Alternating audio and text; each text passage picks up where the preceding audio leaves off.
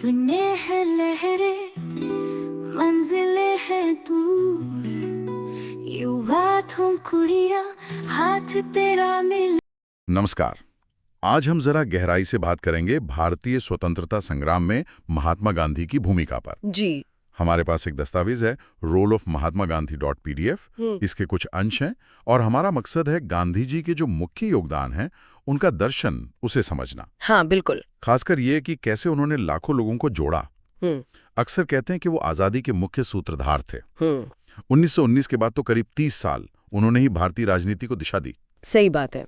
और उनका जो राजनीतिक दर्शन था ना, वो वाकई बड़ा अनोखा था। हाँ, कैसे? दस्तावेज बताता है कि उन्होंने नरमपंथी और गरमपंथी, मतलब जो दो अलग तरह की सोच थी भारत में, जी, उनको एक तरह से मिला दिया। उनका अपना रास्ता था अहिंसा और सत्याग्रह पर आधारित। सत्याग्रह यानी सत्य पर टिके रहना। हाँ, सत्य बल और बिना हिंसा के विरोध। ये सिर्फ कोई राजनीतिक चाल नहीं थी, इसमें एक नैतिक बल था। और ये भी दिलचस्प है कि उन पर सिर्फ हिंदू धर्म का नहीं बल्कि ईसाई और इस्लाम, इन सब का असर दिखता है। बिल्कुल। वो मानते थे कि राजनीतिक लड़ाई भी नैतिक होनी चाहिए, सच्ची, अहिंसक, और इसमें खुद पर काबू रखना, मतलब आत्म अनुशासन, ये बहुत जरूरी है। तो ये सिर्फ आजादी की लड़ाई नहीं थी बल्कि एक तरह से खुद को सुधारने की भी बात थी। आपने बिल्कुल सही समझा। उनकी नज़र सिर्फ राजनीतिक आज़ादी तक नहीं थी, वो एक ऐसा समाज चाहते थे जहां बराबरी हो, न्याय हो, हाँ। सब धर्मों का आदर हो। इसीलिए वो सामाजिक सुधारों पर भी जोर देते थे। अच्छा, मतलब सिर्फ नेता नहीं, समाज सुधारक भी। जी बिल्कुल। दस्तावेज इसी ओर इशारा करता है। तो चलिए उनके कुछ ठोस योगदानों को देखते हैं। जैसे भारतीय राष्ट्रीय कांग्रेस INC, कहते हैं उन्होंने उसे पूरी तरह बदल दिया। हाँ, ये बहुत बड़ी बात थी। ये कैसे हुआ? सिर्फ ज्यादा लोगों को पार्टी में लाने से? नहीं, उससे कहीं ज्यादा था।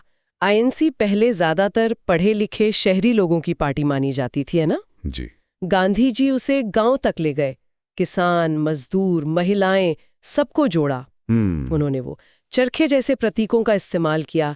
चरखा सिर्फ सूत काटने की चीज नहीं रहा, वो एक सिंबल बन गया। हाँ, आत्मनिर्भरता का, अंग्रेजी राज के विरोध का, और उन्होंने जाति भेद मिटाने की बात की, दलितों के हक की बात की। अच्छा।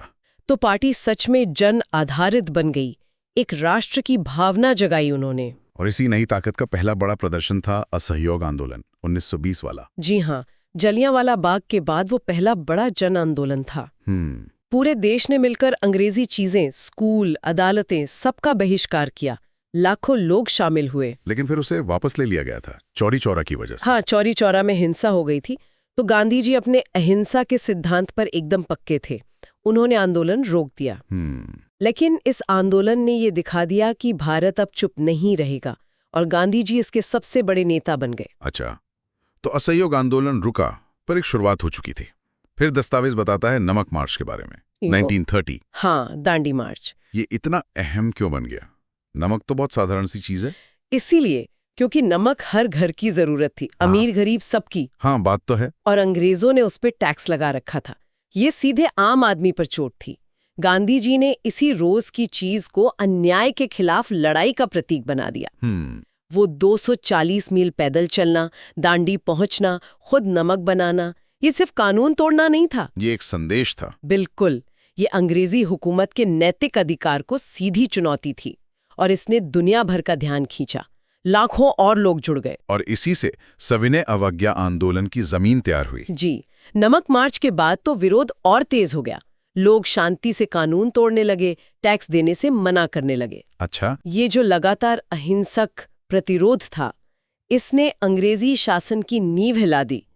और कमाल की बात यह है कि गांधी जी के इन तरीकों ने सिर्फ भारत को नहीं, दुनिया भर में असर डाला। हाँ, दुनिया भर में जो लोग नागरिक अधिकारों के लिए, आजादी के लिए लड़ रहे थे, उन्हें प्रेरणा मिले। जैसे मार्टिन लूथर किंग जूनियर। जी बिल्कुल। फिर आया दूसरा विश्व युद्ध का समय और 1942 का भारत छोड़ो आंदोलन। इसे तो एक तरह से आखिरी बड़ी लड़ाई मानते हैं। हाँ, युद्ध के माहौल में ये अंग्रेजों पर भारत छोड़ने का जबरदस्त दबाव बनाने की कोशिश थी। गांधी जी का वो नारा, करो या मरो, हाँ, बहुत मशहूर है। वो इसी समय आया। मतलब या तो आजादी लो या कोशिश में जान दे दो। हालांकि गांधी जी और बड़े नेता तो फौरन गिरफ्तार हो गए, लेकिन आंदोलन रुका नहीं। लोग खुद ही सड़कों पर उतर आए। पूरे देश में प्रदर्शन हुए। इसने अंग्रेजों को साफ कर दिया कि अब भारत पर राज करना मुमकिन नहीं, और इसी ने 1947 की आज़ादी का रास्ता खोला। तो कुल मिलाकर गांधी जी की विरासत क्या है? ये दस्तावेज किस चीज पर जोर देता है? देखिए, उनकी विरासत सिर्फ आज़ादी दिलाने तक नहीं है। उन्होंने पूरी लड़ाई को एक नैतिक आधार दिया। सत्य, अहिंसा, आत्म अनुशासन। उन्होंने दुनिया को दिखाया कि बिना हथियार के भी जुल्म का सामना किया जा सकता है।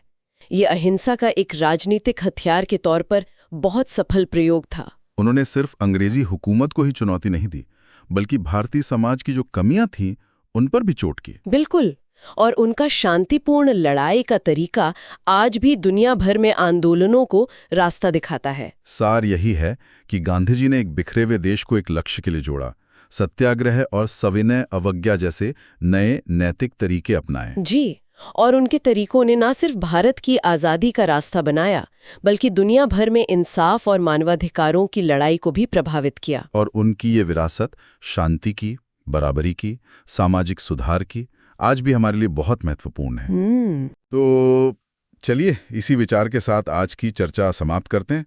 सोचने वाली बात यह है कि आज की दुनिया में जहां अलग तरह की चुनौतियां हैं, सामाजिक मुद्दे हैं, क्या गांधी जी के सत्याग्रह और अहिंसक प्रतिरोध के सिद्धांत उतने ही प्रासंगिक हैं? उन्हें आज कैसे इस्तेमाल किया जा सकता है?